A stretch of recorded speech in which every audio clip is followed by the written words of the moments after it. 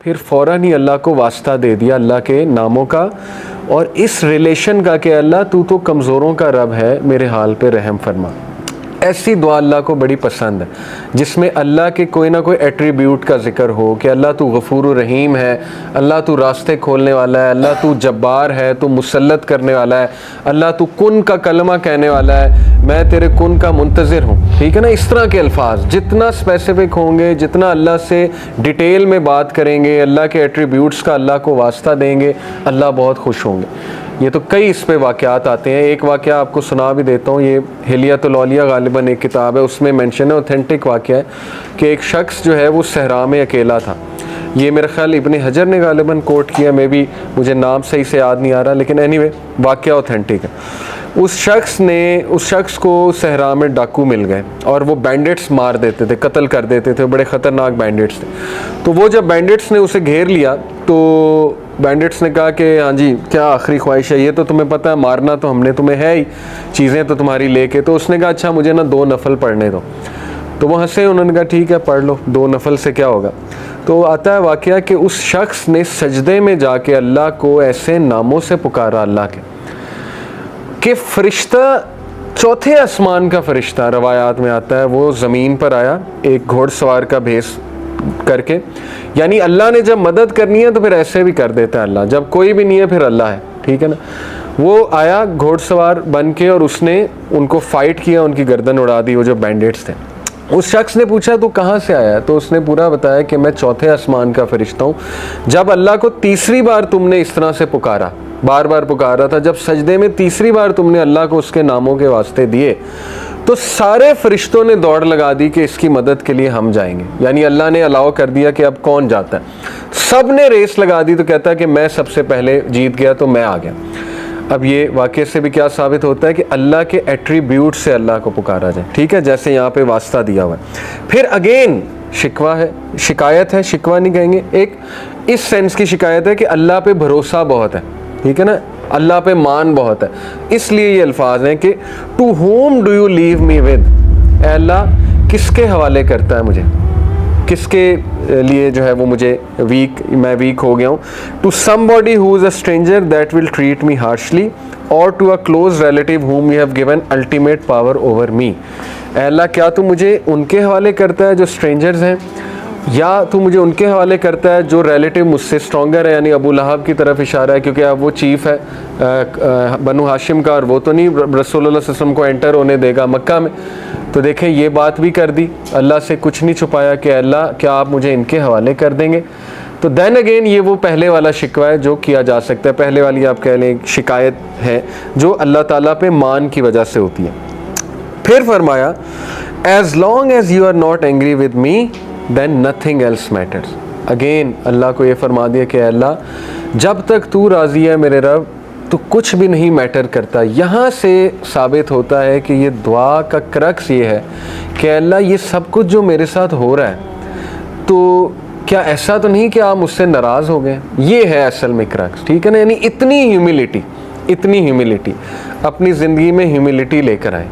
हम लोग फजर की नमाज मिस कर देते हैं, फ़र्क ही कोई नहीं पड़ता, ना इस्तग़फ़ार की, ना अल्लाह से रुजू किया अल्लाह माफ़ कर दे आज फजर की नमाज निकल गई, कोई रिग्रेट ही नहीं है। ठीक है ना, अंबिया का लेवल देखें, हज़रत नूह ने कितने साल दावा किया, 950 साल, दिन रात लगे रहे, लोगों ने रिजेक्ट किया। सूरह नूह पढ़ लें, सूरह नूह में उनके अल्फाज हैं बेबसी के हज़रत नूह के कि अल्लाह मैंने इन्हें रात को बुलाया, दिन को बुलाया, मैंने इन्हें पीछे से बुलाया, आगे से बुलाया, कोई स्ट्रेटजी नहीं छोड़ी मैंने, लेकिन ये अपनी कानों में उंगलियां दे लेते हैं, ये अपने जो है वो लिबास को यूँ ऊपर ले आते हैं मॉक करने के लिए कि हम नहीं सुन रहे। तो सारी बातें करके ये भी एक शिकायत का अंदाज़ है इन अ वेरी क्यूट सेंस कि अल्लाह मैंने सब किया है, देख लें इन लोगों ने मुझे ऐसे ट्रीट किया है, सब बातें कह के पता है क्या कहते हैं हज़रत नूह कि अल्लाह मुझे माफ़ कर दे, मेरे माँ बाप को माफ़ कर दे, और अगर मुझसे कोई गलती हुई है तो वो उसका जो है वो मुझे पकड़ ना कीजिए। ये ह्यूमिलिटी होती है। तो इसलिए अपने अंदर ह्यूमिलिटी लेकर आएँ। ठीक है ना, बहुत कोई अच्छा काम किया है तो इसी डर में रहें कि पता नहीं एक्सेप्ट होता है कि नहीं होता। अल्लाह से इस्तग़फ़ार करना, अल्लाह को खशियत वाले लोग पसंद हैं, और खशियत जितनी आप खशियत ना लानी पड़ती है, लिटरली खशियत। मैंने यहाँ तक उलमा से सुना है कि अगर आपको रोना नहीं आ रहा आप एक्टिंग करना शुरू कर दो, किसी बात पे रोने पे, अल्लाह की कोई बात सुनिए, क्या होगा कि खशियत आहिस्ता आहिस्ता इंशाल्लाह आपकी आदत बन जाएगी, वो आती जाएगी आप में। तो ये ऐसे लोग अल्लाह को बहुत पसंद है जो हर क्रेडिट अल्लाह को दें, अल्लाह ताला के आगे झुक जाएं, अल्लाह ताला से माफ़ी तलब करें वगैरह वगैरह। फिर फरमाया except for the fact that your protection from tribulation your ease and comfort is more easy for me. लेकिन अल्लाह ये बात दुरुस्त है कि अगर आप मेरे लिए ईज़ क्रिएट कर देंगे, कंफर्ट दे देंगे, तो ये मेरे लिए ज़्यादा पसंद की चीज़ है। अपनी ख्वाहिश भी बता दी, ठीक है ना। ये नहीं कि बंदा मुश्किल ही मांगे, बंदा आसानी मांगे, और आसानी मांगी हमारे नबी ने। ओ अल्लाह, I seek refuge in your face, that is the source of the light that gets rid of the darkness because of which this world is guided। फिर वास्ता दिया अल्लाह के फेस का कि अल्लाह तेरा चेहरा, उससे नूर आता है, वो नूर से तमाम डार्कनेस दूर हो जाती है। तो अल्लाह को कितने अल्फाज पसंद है। एंड आई सीक, बड़ा इंपॉर्टेंट पॉइंट है कि देखिए मुसलमान स्ट्रॉन्ग होता है, सिंपैथी अल्लाह से लेनी है हमने। होता क्या है, लोगों से आप बहुत सिंपैथी लेंगे ना, एक टाइम आएगा लोग आपके बारे में माइंड में रख लेंगे, यार ये तो वीक सा है, नहमी है, ठीक है ना। ऑल्दो अच्छे लोगों से शेयर करना कोई हर्ज नहीं, सिंसियर लोग होते हैं, अच्छे लोग होते हैं, लेकिन अगर आपने ट्रूली स्ट्रॉन्ग बनना है, अल्लाह के आगे रोएं। तो खैर, ये जो दुआ है इस पे गौर करें।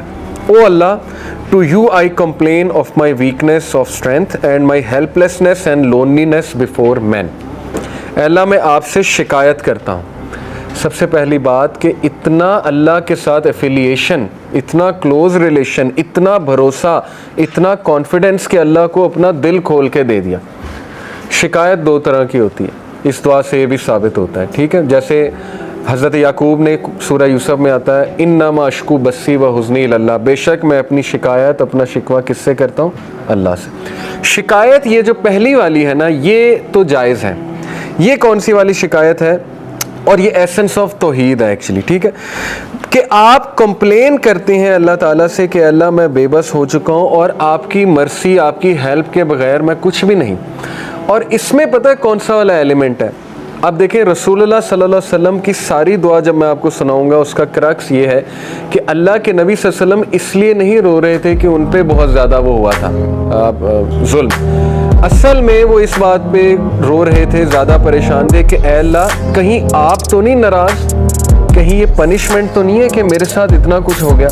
ये असल में उसका जो है ना माखज़ है। यानी आप सोचें किस लेवल पे अल्लाह के नबी सल्लल्लाहु अलैहि वसल्लम का विजन और अल्लाह से ताल्लुक़ था कि अल्लाह ये हुआ है मेरे साथ, तो मुझे समझ नहीं लग रही, कहीं आपकी नाराज़गी तो नहीं है, कहीं मुझसे कोई ख़ता तो नहीं हो गई, मुझसे कोई गलती तो नहीं हो गई। इस तरह की बात करना, ठीक है ना, और अल्लाह के सामने दिल खोल देना, ये तो एसेंस ऑफ तौहीद है। और इस तरह की शिकायत जो है वो जायज़ है। इसको शिकायत कह लें या कह लें कि अपना दिल खोल के बयान करना, ठीक है ना।